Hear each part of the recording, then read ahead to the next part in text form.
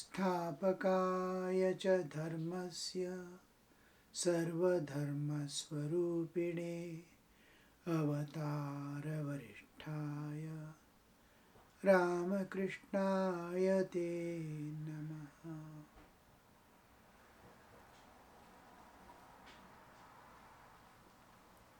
Today we are entering into new chapter 15, last visit to Keshav.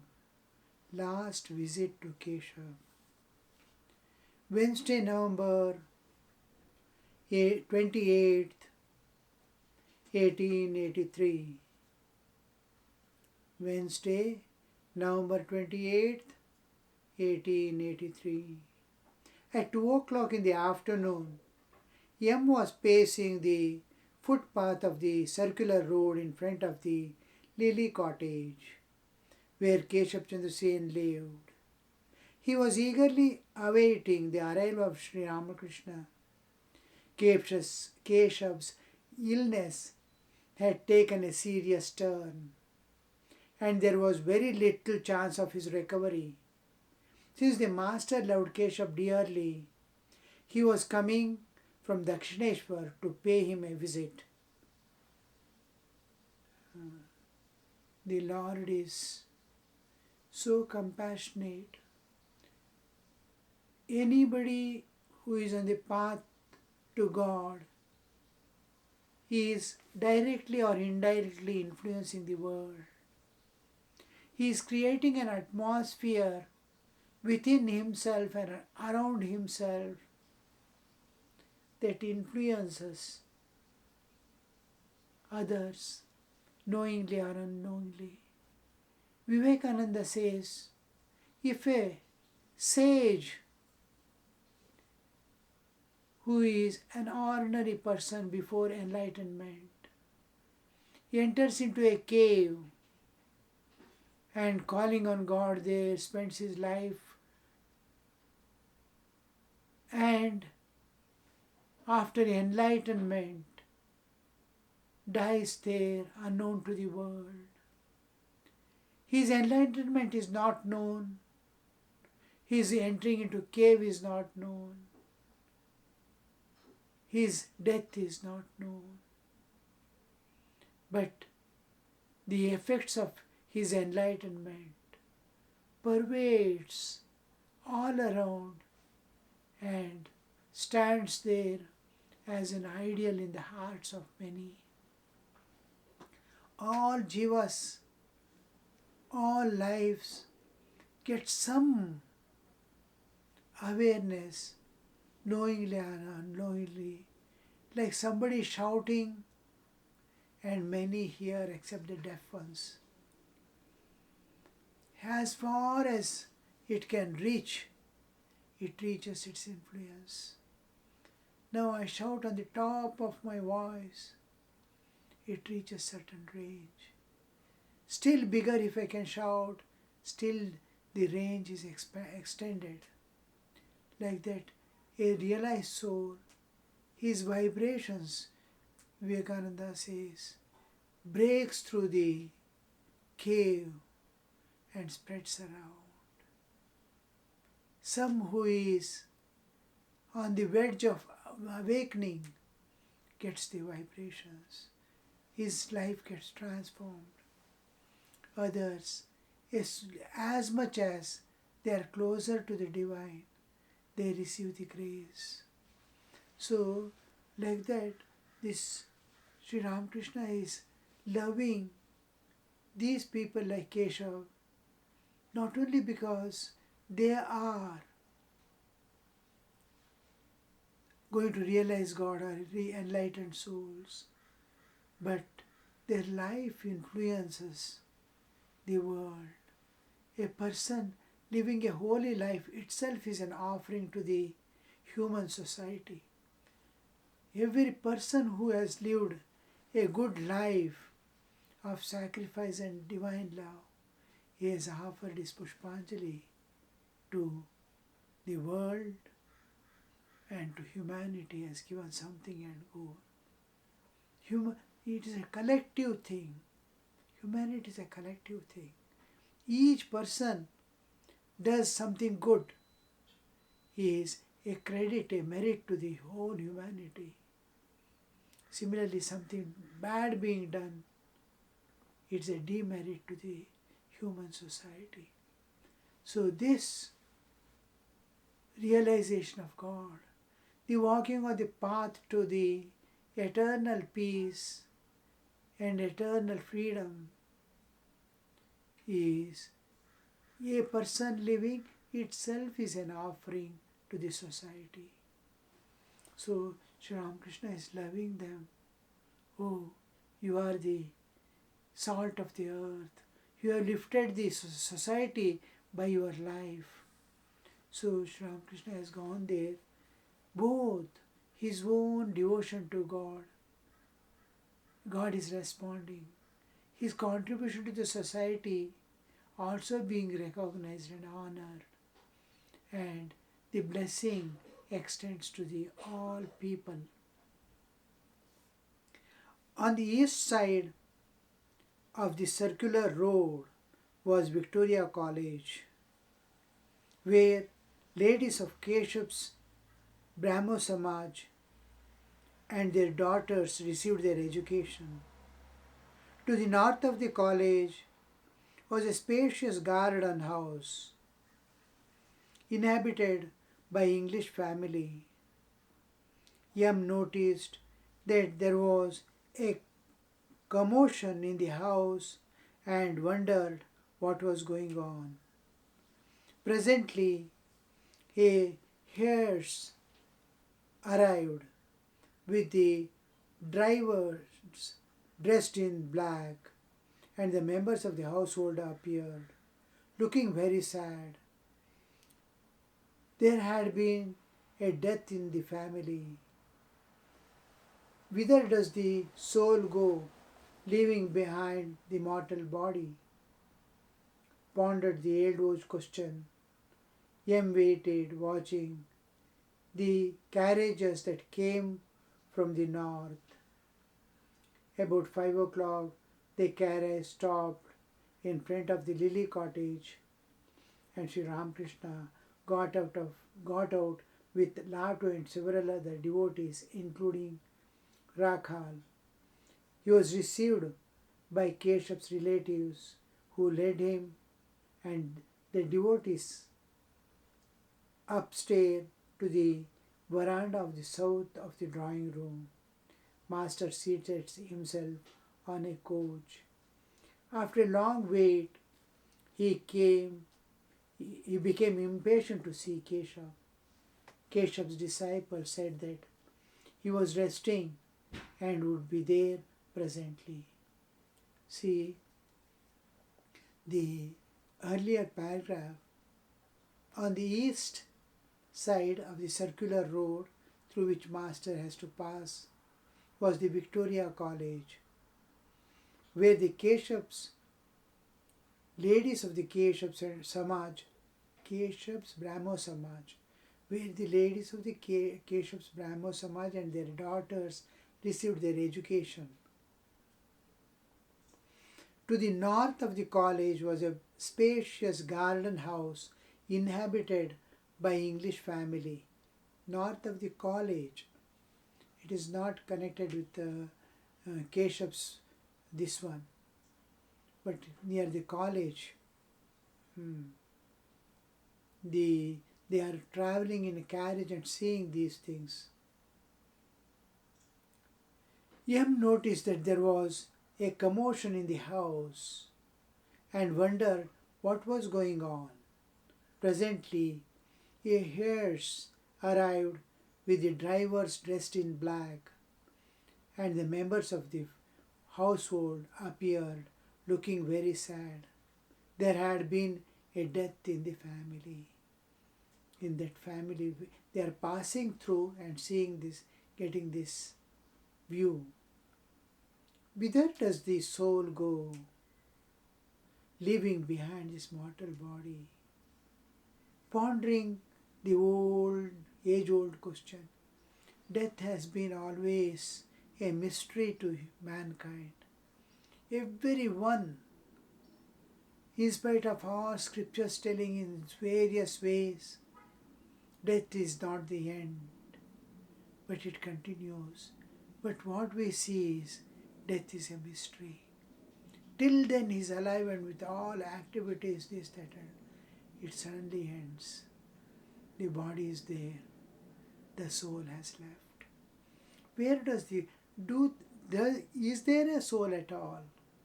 Does it go some leaving the body? This question, age-old question, has not been answered. But a inkling of this answer we get when we look at our sleeping. Total disconnection from body. The body is lying there. I am no more there in the body. I enter a dimension within. I don't even know there is a body and waking state that is equal to death. As much as death, I am not there. I don't have a body at all when I sleep. This shows the separation from body need not end the existence of the soul. I am continuing in dream world, and dream also ends. I am separating from the mind also and entering deep sleep. Still I have my existence independent of body. I don't even know body is there. No, I don't even know mind I have. All these layers that are covering me I am leaving and shrinking inside to the core of my existence. Now temporary separation is sleep, permanent separation is death. What part separates from the body? Separates forever. Now here we get an inkling that, oh, I have an existence after death too. Who am I? Can I have the self-knowledge before the body falls off and happily, joyfully leave the body like leaving a house and going to a new house? Can I shift? That is Atma Jnana. The ancient people, Indian people, went to the transcendent realms beyond the bodily limits, beyond the nature external, to reach the ultimate beyond. Who am I? What is this world? What is beyond? Whither does the soul go, leaving behind the mortal body? Pondering the age-old question, waited, watching the carriage that came from the north. About 5 o'clock, a carriage stopped in front of the lily cottage and Sri Ramakrishna got out with Latu and several other devotees, including Rakhal. He was received by Keshav's relatives who led him and the devotees upstairs to the veranda south of the drawing room. Master seated himself on a couch. After a long wait, he became impatient to see Keshav. He has come mainly to see Keshav. He has heard he is not well. He is now feeling, oh, I have come, where is he, where is he? How the soul of the God longs to see his devotee, you see. Keshav's disciple said that he was resting and would be there presently. Sri Ramakrishna became more and more impatient and said to Keshav's disciples, look here, what need is there for he is coming to me? Why can't I go in and see him? Prasanna humbly, sir, he will be in a few minutes. Master, go away.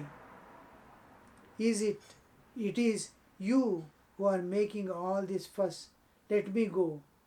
Prasanna began to talk about Keshav in order to divert the master's attention. He said, Keshav is now an altogether different person, like you, sir. He talks to the Divine Mother. He hears what Mother says and laughs and cries. When he was told that Keshav talked to Divine Mother and laughed and cried, the master became ecstatic. Presently he went into Samadhi. It was winter. This one thing we see in Sri Ramakrishna is Muhur Muhu, time and again. Any slightest suggestion is sufficient to take him to the beyond. He has left this world, left this body, and stretched himself into the transcendental, into the eternal. It was winter, and the master was wearing a green flannel coat with a shawl thrown over it. This coat is still there in Belur Math. They must have kept in the exhibition now presently in front of the Belur Math. There is at the entrance almost, there is a display of these things, an exhibition like, or a museum like. In that museum we find all these things. That green coat is still there. Green flannelled coat with a shawl thrown over it. He sat straight, his eyes fixed, deep in ecstasy. A long time passed in this way.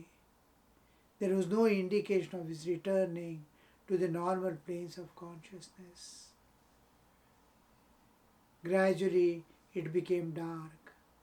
Lamps were lighted in the drawing room, where the master was now to go. While he was slowly coming down to the plane of ordinary consciousness, he was taken there, though with great difficulty. When to coming down to the normal state of consciousness is equally difficult, because he is there in a realm where God is present and he is in the ocean of bliss, Ananda Sagara, experiencing the Ananda of the God. To dissociate from that, it becomes long term. He has to bring down the mind to the normal plane. It is like I am waking up from deep sleep. Even after you can see people getting up in the morning, their alarm rings, and then they wake up a small this one. They don't want to come out. They are not able to come out.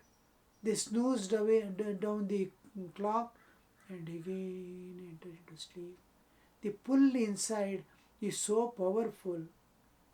And what could be that pull? If sleep itself is like this, what could be the Samadhi Sthiti? Here, absence of this world is making him not to come out. The positive is there. He is directly experiencing the Ananda Sagara. So, how difficult it would be, and he has to be led down with great difficulty. The room was well furnished. At the sight of the furniture, Master muttered to himself, these things were necessary before. But of what use are they now? Seeing Rakal, he said, "Oh, hello, are you there?" Then seated himself on a coach. He again lost consciousness of the external world, and looking around, as if seeing someone, he said, "Hello, Mother. I see that you too have come. How you are showing off in your Banaras sari. Don't bother me now, please. Sit down and be quiet." He's telling to Mother. He's getting a vision. He has come for a different purpose. As if the vision of Mother there is an obstruction to his purpose for which he has come. He's asking mother to sit quietly somewhere. What intimacy, what love, what clarity, how they are interwoven. God and devotees, how much interwoven, and they cannot part from each other. And at all times, you see, in waking state with open eyes, if he is able to see and mutter, imagine the grace that God would give to a normal being if he has become, if he belongs to God and God has belonged to. But man doesn't have patience. He is not ready to leave small momentary pleasures of this world to acquire that huge, unimaginable, valuable relationship with God, eternal, ocean of bliss. Here, drops of pleasure. There it's ocean of bliss. The term pleasure always moves with suffering and bondage. Any pleasure, but Ananda, bliss, doesn't have a companion or a opposing force which is moves with it.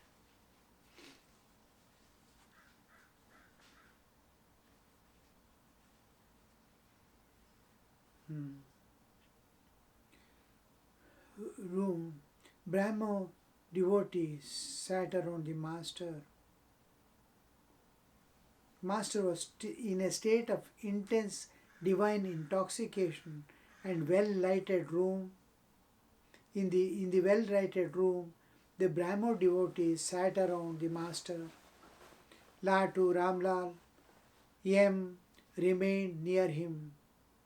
He was saying to himself, still filled with divine fervor, the body and the soul. The body was born, it will die. But the soul, there is no death. It is like the beetle nut. When the nut is ripe, it does not stick to the shell like coconut. But when it is green, it is difficult to separate it from the shell. After realizing God, one does not identify oneself anymore with the body. Then one knows that body and soul are two different things. Sri Ramakrishna is speaking about Keshav Chandra, his experiences. He lived, he came, but gloriously he lived, taught to people so many things. He wanted to bring transformation in Hinduism, strived, and now he has to go. What anybody, however great a person be, whatever be his status, whatever he has done and gone, and they have to part. The sages of ancient time, how they till the last moment, how they struggled and strived to tell mankind they want to live as much as possible. Give their life to the last breath, they strive. I saw in the mutt also Tapasyanji Maharaj, Vireshwaranaji Maharaj, all these great souls, till the last breath they are working for the welfare of the world. Extreme old age, the body cannot move. It is fully overpowered with diseases and problems. The body is taking its course, but the soul is longing for the welfare of others. How these sages of ancient time, how much the small things they have left and gone, the Vedas, the Upanishads, the so many scriptures, the Agamas, Nigamas and all, how much they strived, and they Small things they have left behind, the treasures within themselves, unable to express. Words cannot reveal the truth by any means, but it is a constant indicator. My child, go this way you will get it. It is there, the treasure is there. That voice continues to talk all the time. They might have gone, but their voice remains. Now you see, he is going, Master is explaining that there is a difference between the soul and the body. Body is born, it has to die. The cycle continues. It is unending, but you see, the soul continues its journey. At this moment, Keshav entered the room. He came through the east door. Those who remembered the man who had preached in the town hall or the Brahmo Samaj temple were shocked to see the skeleton covered with skin. He could hardly stand. He walked holding the wall for support. With great difficulty, he sat down in front of the coach. In the meantime, Sri Ramakrishna had got down from the coach and was sitting on the floor. Keshav bowed down low before the master and remained in that position for a long time, touching the master's feet with his forehead. How the soul surrenders at the last moment, you see, the soul surrenders. That he is keeping the head on the master's feet and just going down. Om Shanti Shanti Shanti Harihi Om Tat Sat Shri Ramakrishna Arpanamastu.